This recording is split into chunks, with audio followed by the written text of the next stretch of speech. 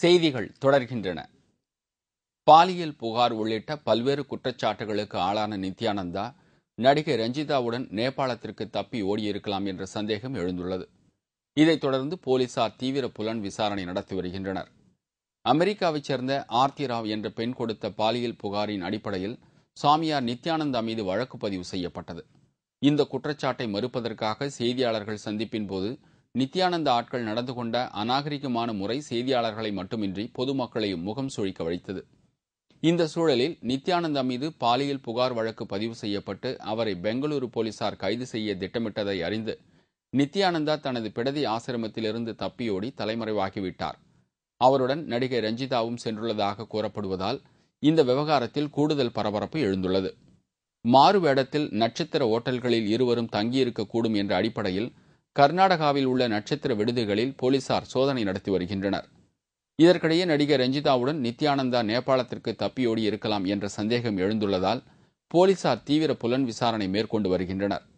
ஏற்கனவே இதேபோன்ற பாலியல் புகாரில் தலைமறைவாக இருந்த நித்யானந்தா இமாச்சல பிரதேச மாநில குக்கிராமம் ஒன்றில் ஒளிந்திருந்ததை போலீசார் கண்டுபிடித்து கைது செய்தனர். அதேபோல் தற்போதும் அவர் இதேபோன்று ஒளிந்திருக்கக்கூடும் என்ற கோணத்திலும் விசாரணை நடைபெற்று வருகிறது. இதற்கிடையே போலீசாரின் நடவடிக்கைக்கு பயந்து நித்யானந்தா மேலை நாடுகளுக்கு தப்பி சென்றிருக்கக்கூடும் என்ற சந்தேகமும் எழுந்துள்ளது. நித்யானந்தாவின் பிடதி ஆசிரமத்தில் சோதனை மேற்கொண்ட கர்நாடக போலீசார் அங்கு ஏராளமான தங்க கட்டிகளுடன் குவியலாக கருத்தடை சாதனங்களும் இருப்பதைக் கண்டு அதிர்ச்சியில் ஆழ்ந்துள்ளனர். இதனிடையே மதுரை ஆதீன இளைய பட்டமாக நித்யானந்தா நியமிக்கப்பட்ட பிறகு ஆதீன மடத்தில் சட்டவிரோத செயல்கள் நடைபெறுவதாகவும் 100 ஆண்டுகள் பழமை வாய்ந்த மதுரை ஆதீனத்தின் மகத்துவத்தை சீர்குலைத்த நித்யானந்தாவை கைது செய்ய கோரி மாவட்ட ஆட்சியரிடம் மதுரை ஆதீன மீட்புக் குழுவினர் மனு அளித்துள்ளனர். கொடுத்த புகார் எல்லாம் நித்யானந்தா கைது செய்யப்பட வேண்டும். இந்த மடத்துல பல்வேறு முறைகேடுகள் நடந்துகிட்டு இருக்குதுன்னு சொல்லியிருக்கோம். ஆனா இன்னைக்கு மாவட்ட ஆட்சியாளர் என்ன சொல்லியிருக்காங்க, எங்களுக்கும் பல்வேறு தகவல் வந்துகிட்டு இருக்கு, தகவலை நாங்க சேகரிச்சுக்கிட்டு இருக்கோம். அதன் அடிப்படையில் நாங்க நித்யானந்தா மேலேயும் நடவடிக்கை எடுக்கிறேன்னு சொல்லி மதுரை மாவட்ட ஆட்சித்தலைவர் எங்களுக்கு உறுதியளிச்சிருக்காரு. வழக்கறிஞர் சங்கர சுப்புவின் மகன் கொலை வழக்கில் ஓராண்டாகியும் குற்றவாளிகளை சிபிஐ கண்டுபிடிக்காததை கண்டித்து சென்னை உயர்நீதிமன்ற வழக்கறிஞர்கள் இன்று ஒருநாள் நீதிமன்ற புறக்கணிப்பு போராட்டத்தில் ஈடுபட உள்ளனர். பல்வேறு இடங்களில் வழக்கறிஞர்கள் தாக்கப்படுவதை கண்டித்தும் இதுகுறித்து போலீசார் எந்தவித நடவடிக்கையும் எடுக்காததற்கு எதிர்ப்பு தெரிவித்தும் நீதிமன்ற புறக்கணிப்பு செய்வதாக வழக்கறிஞர்கள் தெரிவித்துள்ளனர். சென்னை மன்றோ சிலையிலிருந்து சேப்பாக்கம் விருந்தினர் மாளிகை வரை கண்டன பேரணி நடத்தப்போவதாகவும் அவர்கள் குறிப்பிட்டுள்ளனர். சதீஷ்குமார் படுகொலை செய்யப்பட்டு ஓராண்டு காலமாகியும் சிபிஐ மெத்தன போக்கை கடைபிடித்து வருகின்றது.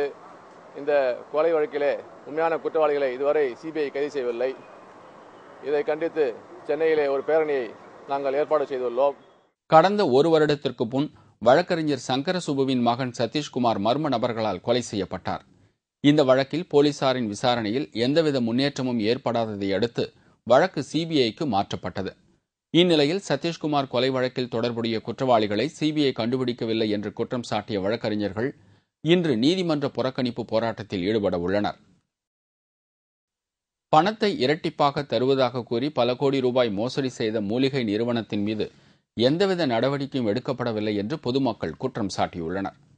நாமக்கல் மாவட்டம் கொல்லிமலையில் இயங்கி வந்த தனியார் மூலிகை நிறுவனத்தில் பணத்தை முதலீடு செய்தால் அது 2 மடங்காக திரும்ப கொடுக்கப்படும் என்று அறிவித்திருந்தது. இதை நம்பி ஏராளமான மக்கள் அந்த மூலிகை நிறுவனத்திடம் பல 100 கோடி ரூபாய் முதலீடு செய்துள்ளனர். இந்நிலையில் தாங்கள் ஏமாற்றப்பட்டதை அறிந்த பொதுமக்கள் கடந்த 1 மாதத்திற்கு முன்பு காவல் நிலையத்தில் புகார் அளித்தும் இதுவரை போலீசார் எந்தவித நடவடிக்கையும் எடுக்காததால் பாதிக்கப்பட்ட மக்கள் மாவட்ட ஆட்சியர் அலுவலகத்தை முற்றுகையிட்டனர்.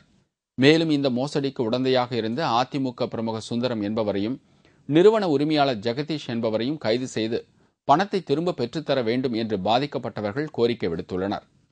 சார், ஒன்றுக்கு டபுள்னு சொல்லி பணம் போட்டோம். அதில் மக்கள் எல்லாமே நிறைய 1க்கு அரை அப்படின்னு சொல்லி 1 லட்சம் போட்டால் 1.5 லட்சம் தரேன்னு சொல்லி சொன்னாங்க. அதெல்லாம் மக்கள் நிறைய போட்டுட்டு இப்போ 1 மாதம் ஆகுது, எந்த நடவடிக்கையும் எடுக்கல. எஸ்பிகிட்ட பெட்டிஷன் கொடுத்தோம், கலெக்டர் பெட்டிஷன் கொடுத்தோம், எந்த நடவடிக்கையும் எடுக்கல. ஒரு 13 பேர் ஏஜென்ட் மட்டும் கைது பண்ணிருக்கிறாங்க. ஆனால் இன்னும் எந்த நடவடிக்கையும் மக்களுக்கு எதுவுமே நல்லது செய்யவே கிடையாது. உடுமலைப்பேட்டை அருகே மின்கசிவு காரணமாக காற்றாலை மின்விசிறி எரிந்து சாய்ந்தது. திருப்பூர் மாவட்டம் உடுமலைப்பேட்டை மற்றும் அதன் சுற்று வட்டார பகுதிகளில் பல தனியார் நிறுவனங்கள் காற்றின் மூலம் மின் விசிறிகளை இயக்கி மின் உற்பத்தி தொழிலில் ஈடுபட்டு வருகின்றனர்.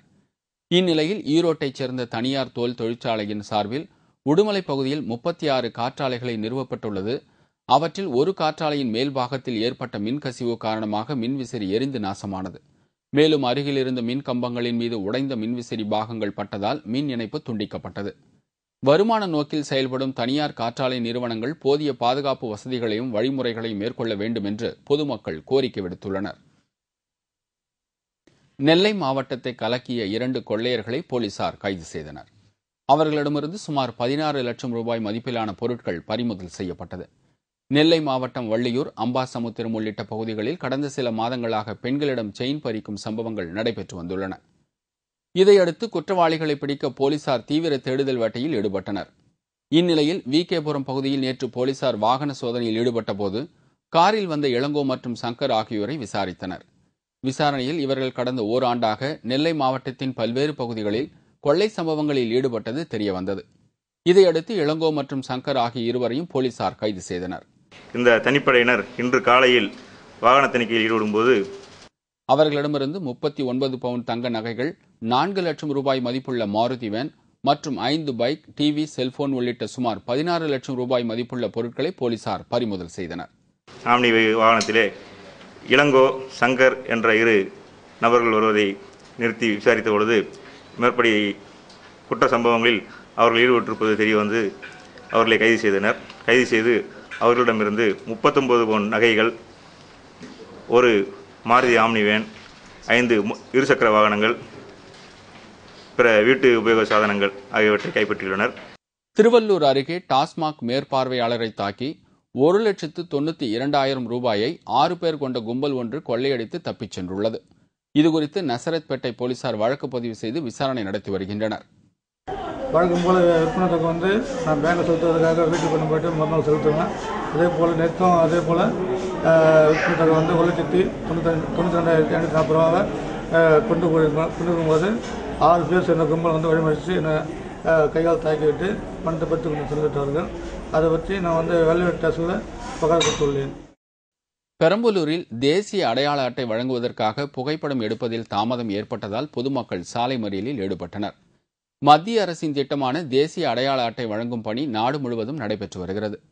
பெரம்பலூரில் அடையாள அட்டை வழங்கும் பணிக்காக ஒப்பந்த ஊழியர்கள் பணியாற்றி வருகின்றனர். இந்நிலையில் பெரம்பலூர் துறையூர் சாலையில் உள்ள பள்ளி ஒன்றில் புகைப்படம் எடுக்க பொதுமக்கள் நீண்ட வரிசையில் காத்திருந்தனர். ஆனால் ஒப்பந்த ஊழியர்கள் வராததால் ஆத்திரமடைந்த பொதுமக்கள் சாலை மறியலில் ஈடுபட்டனர். இதனால் பெரம்பலூர் துறையூர் சாலையில் 1 மணி நேரம் போக்குவரத்து பாதிக்கப்பட்டது.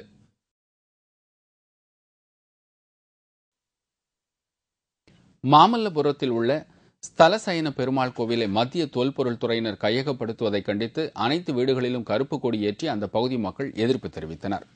காஞ்சிபுரம் மாவட்டம் மாமல்லபுரத்தில் உள்ள பிரசித்தி பெற்ற ஸ்தலசயன பெருமாள் கோவில் உள்ளது.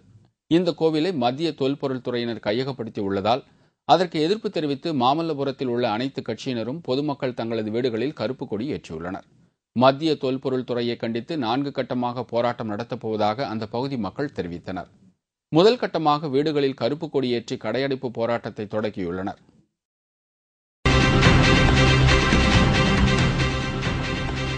பிரேசிலில் தொடங்கிய ஆடை அலங்கார அணிவகுப்பு, நூற்றுக்கணக்கான அழகிகள் பங்கேற்பு. விவரம் இடைவேளைக்கு பிறகு.